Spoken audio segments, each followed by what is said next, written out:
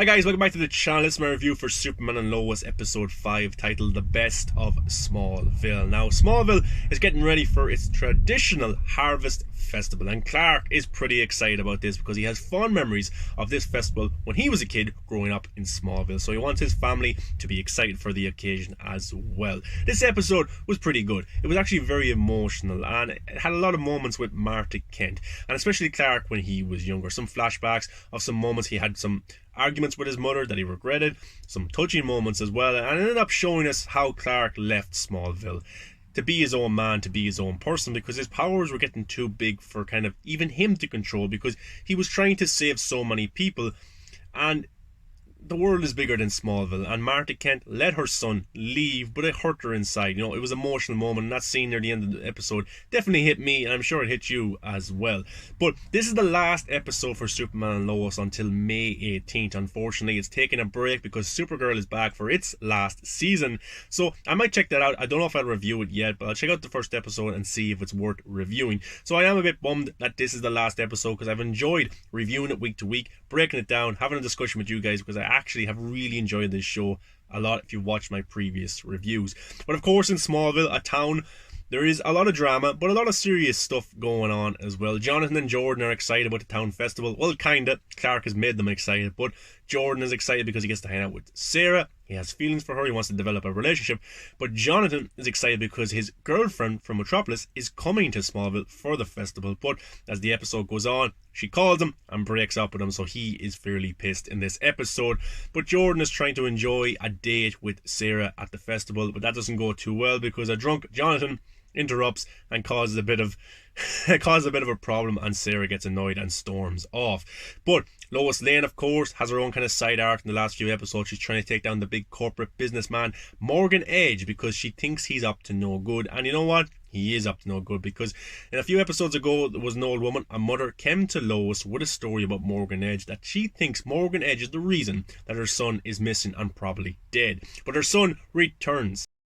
She wants to drop the article against Morgan Edge because she has her son back, Derek Powell, who has lost his memory and can't remember exactly what went down. Lois Lane grows suspicious and tries to figure out, how did Morgan Edge cover all this up, because it would have hurt his reputation, because Derek Powell's mother doesn't want to run the article anymore and wants to drop everything, even though she was attacked by some sort of metahuman a few episodes ago. Later on in the episode, we go to the town hall where Lana Cushing is there organising things to get things ready for the town festival. People are coming to donate clothes to the less fortunate.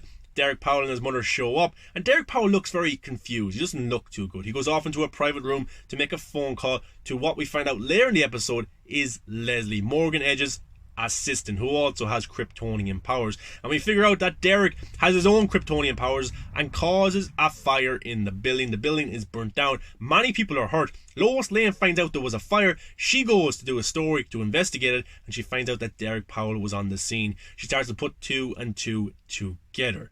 But her assistant, or the woman that works with her in the local newspaper, follows Derek Powell, and she finds Derek Powell and Leslie making out, having a kissing session, but she follows them into the building, and it looks like that Leslie is experimenting on Derek Powell in some sort of chamber with a crystal, a red crystal that we've seen in the previous episodes where Morgan Edge has discovered it in the past. Superman lands. He's trying to figure out what exactly is going on. Derek Powell escapes. He runs off. Well, he flies off because he has got Kryptonian powers.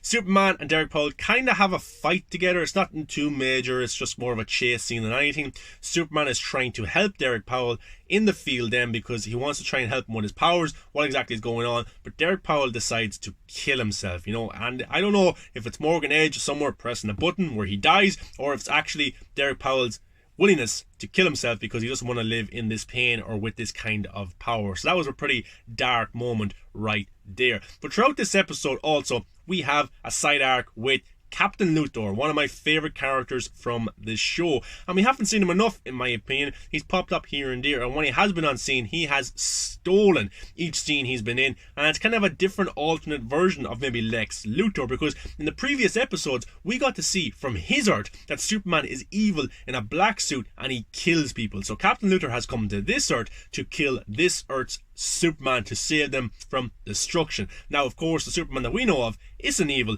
but isn't evil yet. And maybe that's what Captain Luthor is afraid of. Now, we get to see him following Lois Lane. And of course, as a Superman fan, you're like, oh yeah, Lois Lane is the easiest way to Superman. So you think that he might try and kill Lois Lane or capture Lois Lane. No, he tries to form kind of a relationship with Lois Lane. And as the episode progresses, we cut to the alternate timeline, the alternate Earth, where Captain Luthor was married to Lois Lane. So that's very interesting right there. And he even says to his kind of AI, Kryptonian AI, he's kind of like, she's the same in every single way in this Earth than she was in my Earth. So that's interesting right there, that Captain Luthor and Lois Lane were married in his Earth and Superman was evil. If I was to make some bets, I'm guessing that the evil Superman was the one to kill Lois Lane in his Earth, or maybe kill everybody, and this is kind of his revenge and his payback. But my prediction also is that later on in this season, Captain Luthor will realise that Superman of this Earth is kind of the good guy, and maybe that Morgan Edge is the bad guy. So I could see him helping Superman at some point in this season, because Morgan Edge is creating his own Kryptonian army that could cause destruction, not only for Smallville, Superman, but also the world. And maybe Captain Luthor may be forced to work with the man who killed everybody that he knew, and maybe the love of his life, Lois Lane. So that should be interesting how that develops for the rest of the season, but we have to wait until May 18th. God damn it. But as the episode goes on, we see that Jordan and Sarah are having a discussion, they're having a conversation, and Sarah just wants to be friends. She's not ready for anything major right now, and Jordan is agreeing. He's okay with it, so he's happy enough, and he's. But as Jordan's walking home, he's attacked by somebody, and it seems to be the return of Tag Harris. Now, if you remember, Tag Harris is the one who's obtained abilities from what happened in the pilot episode when Jordan lost control and discovered he had powers, and his laser vision caused an explosion, which led to Tag Harris getting some sort of Kryptonian cells or some sort of rock that made him have powers a few episodes ago that he wasn't able to control. And we found out that he was sent off to a private school that's supposed to educate people with powers, very much like a Charles Xavier school for the gifted. But he comes back and starts attacking Jordan, hitting him pretty hard and asking him, what have you done to me? So that's where the episode kind of ends, near enough, and we're left with a lot of cliffhangers going into episode 6 that we won't get to see till May 18th, with Captain Luthor, with Superman, with Tag Harris back as well. So it's interesting to see how all this develops, and especially Morgan Edge. Now I wonder, Tag Harris, the school he was in, is this being run by Morgan Edge? Are these children being experimented on in some way? That's something to be taken into consideration. So we're going to have to find out in the next few episodes, but we have a while to wait for this. But now, there's something I really liked in this episode, but it was also very emotional and sometimes hard to watch. The relationship between Clark Kent and his mother, Martha Kent. Now, as I said, we got to see flashbacks of them two having disagreements when he was younger, and eventually Clark leaving Smallville to go find himself. Very much like Man of Steel, where Clark leaves to go find out where he came from, what he is, why does he have these powers, and all that kind of stuff. But it was an interesting moment. The two of them were sitting on a park bench, and Clark's getting ready, waiting for the train to come to take him off wherever he's going to go. And he never really says goodbye to his mother. He never really thanks her. He never gives her a kiss or a hug to say goodbye. And Martha doesn't say anything either. You know, and it's a very touching scene. And instead of Martha saying, Clark, this could be the last time we ever see each other, give me a hug, give me a kiss, you know, say goodbye properly, Superman, Clark Kent, is very ignorant in this situation. He just leaves without saying goodbye to his mother. And I thought it was a very interesting way to show Superman, because a lot of us in our life have been ignorant. We've never been, nobody is perfect, but you look at Superman as this perfect character. But even he wasn't perfect. He did some things that he regrets, and he's looking back in that moment when he should have said goodbye to his mother, said thanks, give her a kiss, something like that. But he realized that his mother didn't want him to feel bad about himself.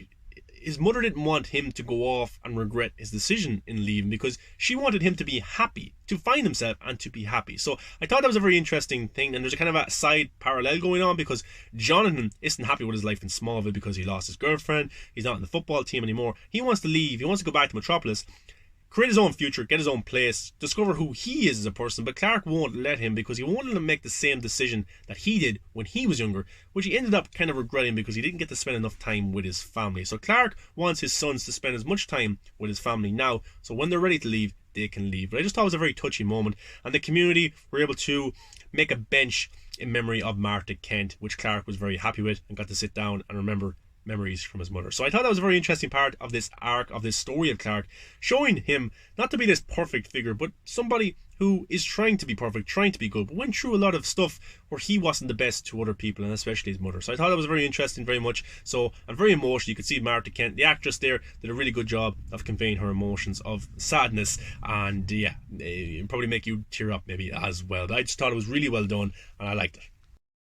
But I've been enjoying this season of Superman and Lois big time so far, and I hope the quality stays for the coming episodes. I like that they're taking inspiration from Donner, from Man of Steel, from Smallville, from the comic books, but also trying to do its own thing. I did say at the start of the season that Tyler Hoechlin has the potential to be a really great Superman with the right material. And I think finally that material has found Tyler Hoechlin, and he's killing it and proving a lot of people wrong that he could be and is a great Superman. But I want to hear your guys' thoughts. Get in the comments, let me know what you think of this season of Superman and Lois so far. Do you like Tyler Hoechlin in the role? Give a like, guys, comment, subscribe, follow me on all the socials. That stuff is in the end credits, and I'll catch you in the next one, guys. Enjoy life, enjoy this show, it's pretty good. It's only a movie or show at the end of the day. Not much to lose. Sit down, relax, watch it, take it all in, and hopefully it brings you some sort of happiness and you get to enjoy your day.